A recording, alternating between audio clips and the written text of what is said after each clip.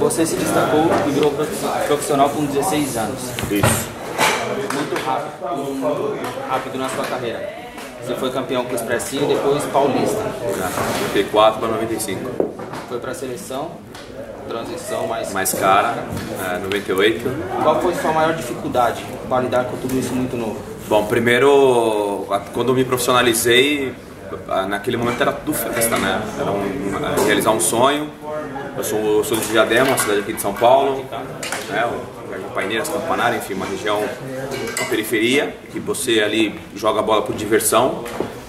Fui para São Paulo com 11 anos de idade e com 16 anos de idade me profissionalizei. Uma coisa difícil de acontecer, raro disso acontecer, de um jogador tão jovem se profissionalizar da forma que eu me profissionalizei.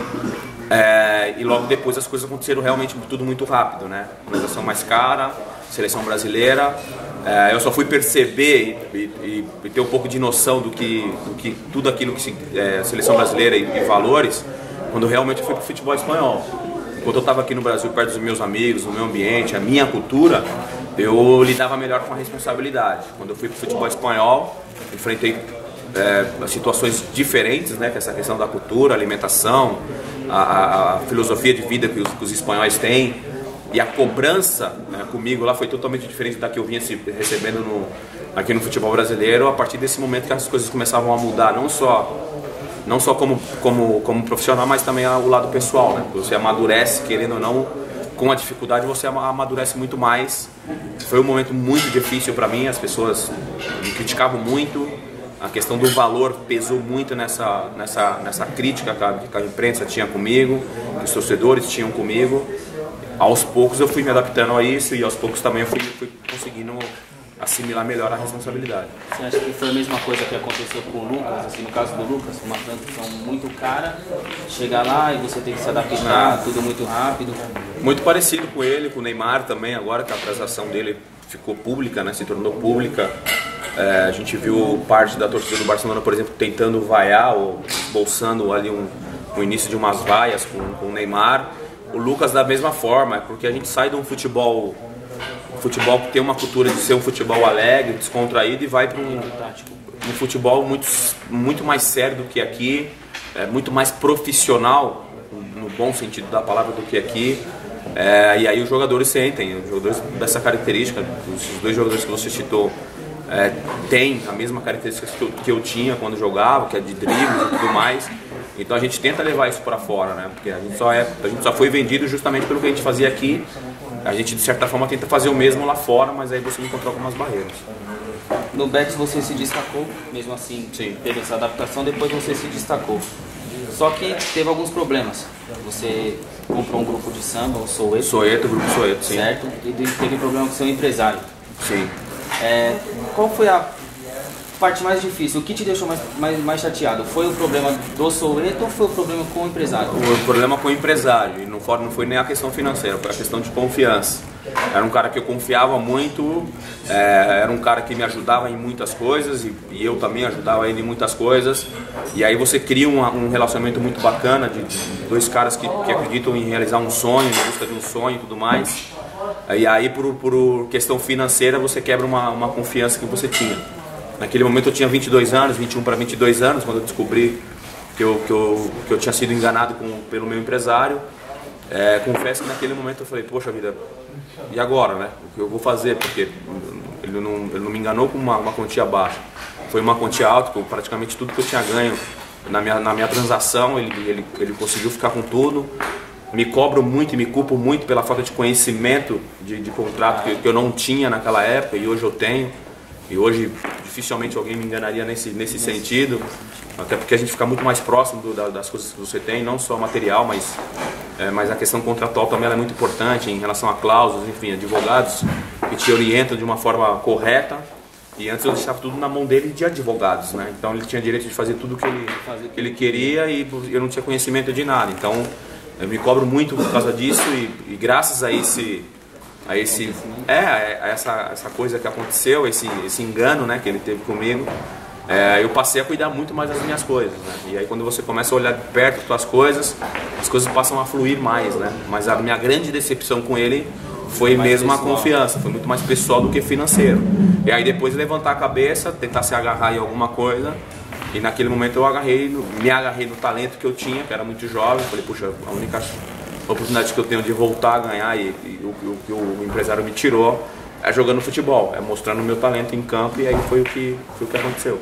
O presidente do Betis te ajudou bastante? Muito, né? muito. O cara o Manuel Ruiz de Lopera, ele foi muito importante nesse meu momento, né? Que foi um momento realmente delicado, não só financeiramente, mas a minha vida pessoal também ficou muito abalada, né? Minha confiança como jogador, como atleta, relacionamento com os meus pais também ficou muito abalado. Essa questão da confiança meio que desestabilizou um pouco essa união que eu tinha com a minha família, porque eu acreditava muito no empresário e não acreditava mais nos meus pais, achava que meus pais estavam tentando criar uma desavença entre eu e meu empresário, né? Então criou um certo tumulto entre a minha família.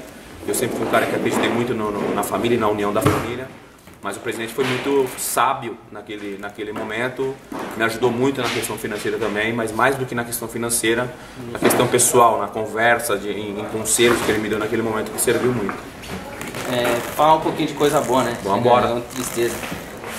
Naquela Copa de 2002, tirando o cabelo do Ronaldo, né? O cabelo do Ronaldo roubou a cena, sim. Né? Os turcos correndo atrás de você. Foi algo inesperado, né? Como que foi no outro dia acordar e ver todo mundo falando daquela... Na verdade eu só percebi a grandeza, né, a dimensão que aquilo tomou, aquela proporção que aquilo tomou quando eu cheguei no Brasil, porque até então... Era normal. A gente estava no meio de uma Copa do Mundo, não tinha nem noção do que eu tinha feito. Vi comentários da mídia lá no Japão, mas realmente a dimensão mesmo, senti o que aquela jogada significou foi quando eu cheguei no Brasil, porque de cada 10 perguntas, 9 eram sobre a jogada, né? Como é que foi aquilo? Confesso que foi um lance natural, nem eu imaginei que teria ali 4 jogadores tentando roubar a bola. A imagem é uma imagem muito engraçada, né? Uma imagem muito legal. Ficou, acho que aí entre as 10 imagens mais curiosas das Copas, né? E você fica feliz de ser o autor, né? Eu não esperava que tomasse essa dimensão toda. Eu volto a falar aqui para o jogo de futebol. É um lance natural e acontece muito no Campeonato Brasileiro, Campeonato Paulista. Os jogadores têm essa característica de drible. Isso acontece toda hora. Só que aconteceu comigo numa Copa do Mundo. O Galvão Bueno teve uma importância muito grande também pela forma que ele narrou, pela emoção que ele colocou na jogada. Você não esconde o carinho que você tem pelo Muricy, pelo Felipão, pelo Vanderlei Luxemburgo. Fala um pouquinho desses três. Quais são as qualidades desses três maiores técnicos do Brasil? Taticamente o Muricy e o Vanderlei acho que são um pouco melhores do que o Felipão. O Felipão na questão motivacional. Taticamente também ele é bom, mas na questão motivacional, a questão do dia a dia, ele leva vantagem em cima do Muricy e do Vanderlei Luxemburgo. Não que eu tivesse problema com esses dois treinadores, ao contrário, esses três treinadores para mim são, em determinado momento da minha carreira, importantíssimo. O Muricy no início da minha carreira foi muito importante, a confiança que ele me passou no início da minha carreira foi muito importante. O Vanderlei no Palmeiras, num período onde ninguém me queria, ele me aceitou no Palmeiras, então foi importante para mim também essa convivência com ele. Eu já tinha trabalhado com ele em alguns momentos na seleção brasileira. E o Felipão me deu a oportunidade de jogar uma Copa do Mundo, de ser pentacampeão, de gravar o meu nome na história do futebol, e sem contar o relacionamento que eu tenho com ele até hoje. Um cara que a gente troca muita ideia, conversa muito. Ele realmente tem esse perfil de paizão mesmo, ele cuida mesmo dos seus jogadores, dos seus atletas. São as três pessoas que eu sou grato, né? A gratidão é uma virtude no ser humano. Acho que as pessoas têm que ser gratas às pessoas que passam pela sua vida e te ajudam, e você não esquecer disso, né? Eu chorei com você na despedida em 98.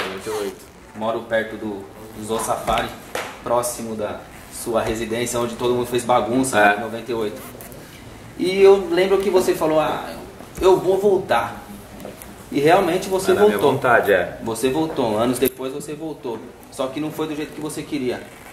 Totalmente ao contrário. O que aconteceu e o que o Palmeiras significou para você naquela época? Não, Palmeiras é aquela questão da gratidão, né? Sou muito grato ao Palmeiras porque o Palmeiras me recebeu onde nenhuma equipe me queria, me davam como ex-jogador. A imprensa me pegou muito pesado comigo, algo que me surpreendeu muito, que eu sempre tentei ter um relacionamento com a imprensa muito bacana, sempre de muito respeito com eles. Não esperava o comportamento da imprensa comigo, eles pegaram muito pesado. E o São Paulo simplesmente fechou as portas, né? Eu falo se for João Paulo de Jesus, que hoje ainda trabalha no São Paulo, mas é inevitável, ele trabalha para o São Paulo poderia ter deixado eu ficar treinando lá, não queria jogar no São Paulo. Eu estava num momento ainda de querer manter a forma física e continuar pelo menos mais uns 2 anos no futebol europeu. É lógico que se tivesse a oportunidade de jogar no São Paulo, pensaria, não era o que eu queria naquele momento, mas a questão da paixão, do lado do torcedor, da infância, que passei praticamente a minha infância inteira ali, a minha base como jogador e como pessoa também foi formada no São Paulo. E aí por causa de uma pessoa esse sonho não se tornou realidade, né? Acabei encerrando minha carreira praticamente no Palmeiras. E tem alguns torcedores até hoje do São Paulo, eu falo, sou São Paulino, sim, mas tem alguns torcedores que não entendem. E falam que foi por causa do dinheiro, foi por causa daquilo do outro. Eu não concordo, mas o que você poderia falar para esses torcedores? Que entendam a história, né? Primeiro entendam o lado profissional, que eu tinha que continuar trabalhando, que eu tinha que continuar buscando a minha independência financeira, porque o jogador tem essa questão da carreira ser curta, então você, o máximo que você puder ganhar e administrar, você tem que tentar fazer. Eu naquele momento até recusei de primeiro momento ir treinar no Palmeiras justamente pela rivalidade que tinha, por ser o time rival, por eu ter essa identidade com o São Paulo, mas pessoas próximas me falavam, quase das 4, 5 pessoas que eu conversei, falaram a mesma coisa. Falou, o que o São Paulo fez com você não se faz, não poderia ter feito isso com você, e você não tem que pensar mais no São Paulo, você tem que pensar agora na sua vida profissional. E a sua vida profissional está próxima do Palmeiras. O Palmeiras está te dando uma oportunidade de jogar futebol, de fazer o que você gosta, então eu não sei o porquê você está pensando no São Paulo ainda. Porque até aquele momento eu pensava, e a partir do momento que eu tomei a decisão de ir para o Palmeiras, não dava para eu explicar para cada torcedor que me perguntava e que me chamavam de Judas na rua, São Paulinos, que era quase impossível explicar para todo mundo. Esqueceram 98, esqueceram o que você fez. Esqueceram o Morumbi. Isso não é um privilégio, isso não é um privilégio meu, né? Não só também do torcedor de São Paulo. Acho que é uma cultura do futebol brasileiro você esquecer o que os ídolos fizeram pelos seus clubes, né? Acho que é uma coisa que a gente precisa corrigir muito, precisa prestar muita atenção, porque vários jogadores que passam pelo clube criam uma identidade não só profissional, mas sentimental com esse clube, e muitas das vezes você é desvalorizado. Aconteceu comigo, como aconteceu com outros jogadores em outros clubes, e a gente tem que tentar de alguma forma mudar isso, né? Fazer com que o jogador que passa por um clube, que tem uma identidade com esse clube, continue sendo valorizado. Denilson, depois de Itumbiara, alguns times que você passou, sim, fez um jogo na Vietnã. E depois você veio trabalhar como comentarista. Como que é a cabeça do jogador quando ele tem certeza que para ele acabou? Futebol ele não vai mais fazer. Você pensava em ser comentarista? Não pensava em ser comentarista. Eu ia estudar gestão de esporte, que eu queria ser gerente de futebol, eu queria ser a ligação entre jogadores e comissão técnica, entre diretoria e jogadores e também comissão técnica. Eu acho que essa questão minha de ser comunicativo iria me ajudar muito nessa função, então a minha cabeça estava se preparando mais para isso, para estar envolvido com o futebol. O convite de ser comentarista veio por acaso, em 2009, e de primeiro momento eu recusei. Aí em 2010, aqui já na Band, me convidaram também para fazer um programa chamado Band Mania, com o Milton Neves e outros 2 jogadores, que eram o Vampeta e o Emerson. E eu vim com o pensamento de fazer um mês só, que era o mês da Copa do Mundo, e depois continuar com o meu pensamento, que era fazer o curso de gestão e continuar trabalhando com o futebol e algum clube, né? Tenho portas abertas em alguns clubes, tenho contato com alguns treinadores que eu também tinha conversado na época, que tinham dado o aval de eu trabalhar com eles e aprender com eles essa questão da gestão. E aí fiz a Copa do Mundo, comentei, o pessoal da casa gostaram, me ofereceram um contrato longo, que isso foi o que realmente pesou na minha decisão, porque até então eu estava indeciso do que eu iria fazer, até porque a gestão, ok, você pode trabalhar no clube como 1 ano, 2, 3, 4, 5 anos, mas quando você pode trabalhar 1 mês, 2 meses, você não sabe qual que vai ser a resposta do presidente, dos jogadores, enfim, da mídia em relação ao seu trabalho.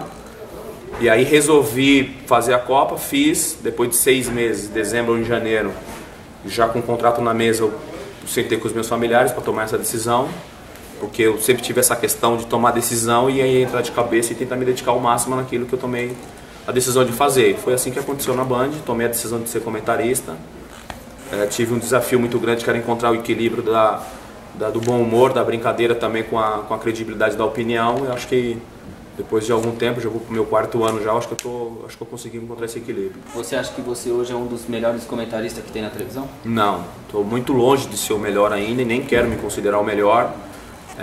Tem um longo caminho para percorrer. Todos os comentaristas, principalmente os mais velhos, têm no mínimo 12, 15 anos de carreira como comentarista, e eu estou apenas no meu 4º ano como comentarista. Então tem um caminho aí muito longo para percorrer. Tem novas safras, né, como comentarista, a grande maioria aí jogadores. Eu estou como comentarista agora mais jovem. O Caio também é um ex-jogador jovem, Belete, Roger, enfim, a gente tem uma safra de jogadores que estão chegando, de ex-jogadores que estão chegando como comentarista, e quem sabe a gente consiga também manter isso daí, né? Tem uma coisa que eu gostaria de relembrar que ficou muito marcado, esses episódios tristes que aconteceu com o Luciano do Vale. Gostaria de só relembrar para você. Sim. Você saiu do programa do Neto, sim, do Donos da Bola, porque você não tinha condições, porque você é muito emotivo. Muito. Você hoje sabe o tanto que você representa para as pessoas que te assistem? Como o Neto falou uma vez, o Luciano do Vale não tinha a dimensão do que ele representava. E o que o Luciano do Vale representa para você? O Luciano do Vale só me falou uma frase que eu tenho ela como lição, e que é em cima da minha profissão, que o comentarista tem que comentar, o repórter trazer as informações e o narrador narrar, né? Então é uma lição que eu ouvi do Luciano e tento levar isso para a minha carreira profissional, agora como comunicador. O Luciano do Vale foi um mito. Recusei várias vezes em trabalhar com ele, em fazer jogos com ele, porque eu não me sentia na altura, e não me sentia nem quando ele estava vivo, e não me sinto ainda à altura de trabalhar com grandes profissionais. Eu estou em busca do meu espaço. Quando eu comentei com ele o torneio internacional feminino, foi uma emoção muito grande, foi um nervosismo muito grande. Aos poucos eu fui ficando mais tranquilo, porque ele me deixava mais tranquilo, porque ele me deixou mais sossegado durante as transmissões. Trabalhei com ele durante 2, 3 anos fazendo esse torneio internacional. O último foi em Brasília, foi meu último trabalho com o Luciano do Vale, e cada jogo que eu fazia com ele eu me sentia mais à vontade, me sentia mais confiante, porque ele me passava essa tranquilidade, né? Ele me passava essa confiança. A gente conversava muito de sistema tático, de jogo, de jogadores, e como a gente estava fazendo futebol feminino, e ele foi um dos caras que mais apoiaram o futebol feminino, a gente conversava muito essa questão: será que o futebol feminino vai continuar? Não vai continuar? Tem algumas que são bonitas, né? Tem algumas, tem outras que... Sou da época da Cecília, tem outras que não dá, jogam muito mais sério de beleza. Mas o futebol, mais importante é a qualidade, né? No futebol feminino é a qualidade, mas se você puder juntar beleza com a qualidade, fica melhor ainda, né? Ajuda e ajuda muito. Eu queria que você falasse um pouquinho da seleção. Seleção brasileira, todo mundo fala, o Brasil vai ser campeão. Muitas pessoas dizem isso. Eu tenho um pouquinho pé atrás. Por causa do Neymar, o que você acha da seleção brasileira? E se o Neymar se machucar, quem você acha que poderia ser o destaque da seleção brasileira? Nenhum. Se o Neymar estiver fora, não tem ninguém que possa de repente se destacar. O Fred, de repente pela questão dos gols, mas o Neymar é a nossa grande estrela. Nossa grande esperança na Copa do Mundo. Hoje o coletivo vai falar muito mais alto do que em 2002, por exemplo, nós tínhamos 2, 3 jogadores que decidiam uma partida. Agora a questão realmente da família Felipão, é correr juntos, acreditar. Eu acho que o primeiro jogo vai ditar muito o que vai ser a Copa do Mundo para a seleção brasileira. Espero que estreiem jogando bem e ganhando. A questão de só ganhar, acho que não vai bastar, porque a torcida é uma torcida exigente, a torcida que cobra. A gente viveu a situação da Copa das Confederações, onde eles apoiaram a seleção brasileira em todos os momentos, mas a seleção brasileira deu uma resposta muito positiva dentro de campo, né? Então vamos ver se a gente consegue manter essa energia aí na Copa do Mundo. E quem você acha que os 3 primeiros da Copa, pra gente encerrar, os 3 primeiros da Copa, opinião do Denilson, primeiro, segundo e terceiro colocado? Brasil campeão, em cima da Espanha ou da Alemanha, e aí eu coloco aí Argentina, Itália, entre as 3, 4 primeiras aí na competição. E de repente uma surpresa que pode ser a Bélgica, que vem com um time jovem muito forte. Queria agradecer você. Obrigado pelo seu tempo na correria. É nada. Agradece a rapaziada lá, que tô esperando. Obrigado, rapaziada. E valeu mesmo, muito grato. Obrigado. Agradeço o Regis Pitbull lá. Valeu, Regis Pitbull. É nóis.